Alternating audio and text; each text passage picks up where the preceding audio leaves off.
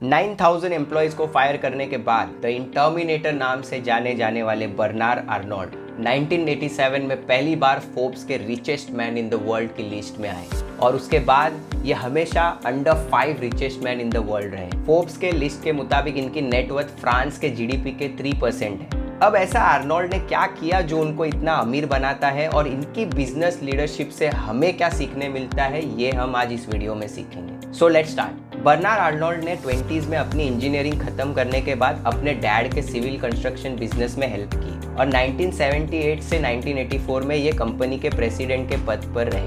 अब Bernard Arnold को real estate and textile में अपॉर्चुनिटी नजर आई, जिसके चलते उन्होंने अपने पिता को कन्विंस किया और 90s में ही यंगेस्ट रियल एस्टेट डेवलपर बने। इसके कुछ समय बाद बर्नार्ड आर्नोल्ड ने एंथोनी बरहम के साथ financier अगाचे luxury fashion brand company को ज्वाइन किया, जिसके वो सीईओ बने।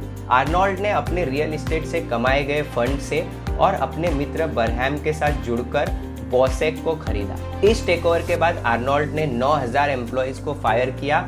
कंपनी की मेजॉरिटी एसेट सेल कर दी गई, जिसमें केवल फेमस क्रिस्टियन डायर ब्रांड और लेबॉन मार्च डिपार्टमेंटल स्टोर थे। बॉसेक की मेजॉरिटी एसेट्स को बेचने के बाद आर्नोल्ड ने $400 मिलियन का लाभ उठाया। अब 1987 में उन्हें कंपनी के अध्यक्ष हेनरी रैचमियर ने LVMH में इन्वेस्ट करने के लिए आमंत्रित किया गया था। आर्नोल्ड ने गिनीज PLC के साथ जुड़ के LVMH में इन्वेस्टमेंट करने का फैसला किया, जिसमें LVMH के 24% शेयर उन्होंने खरीदे। अगले कुछ वर्षों में उन्होंने कंपनी में और अधिक शेयर खरीदना जारी रखा। इस प्रक्रिया में कई 100 करोड़ रुपए खर्च कर दिए।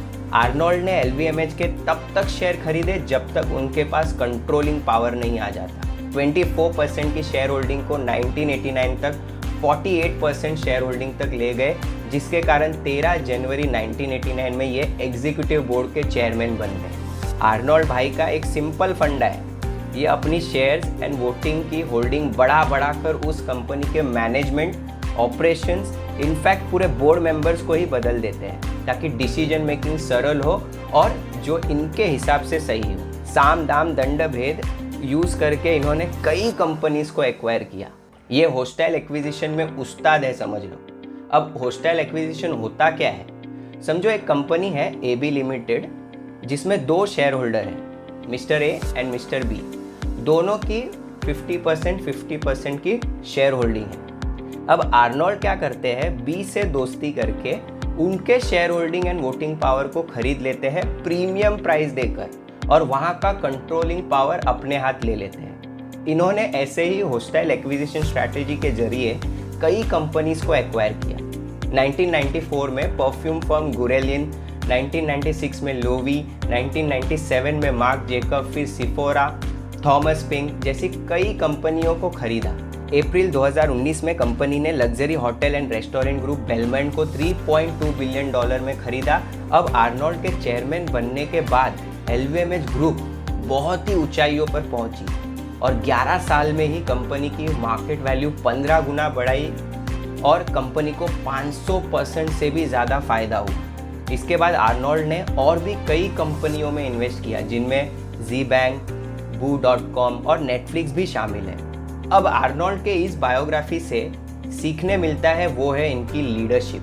Number 1, risk taking attitude. जैसे अपॉर्चुनिटी दिखी वैसे इन्होंने बिजनेसेस खरीदे, चाहे वो होस्टाइल एक्विजिशन भी क्यों ना हो। नंबर 2, ग्रोथ के तरीके, जिनमें उन्होंने काफ़ी प्रॉफिट मेकिंग के साथ साथ बेजान लॉस मेकिंग कंपनियों को भी खरीदा और टोटल टर्न अराउंड कर दिया। Number 3, powerful decision making skill. 9,000 लोगों को फायर किया ताकि कंपनी बचे और बाद में 1.5 लाख से ज़्यादा लोगों को हायर किया इन्हीं ब्रांड्स को ग्रो करने।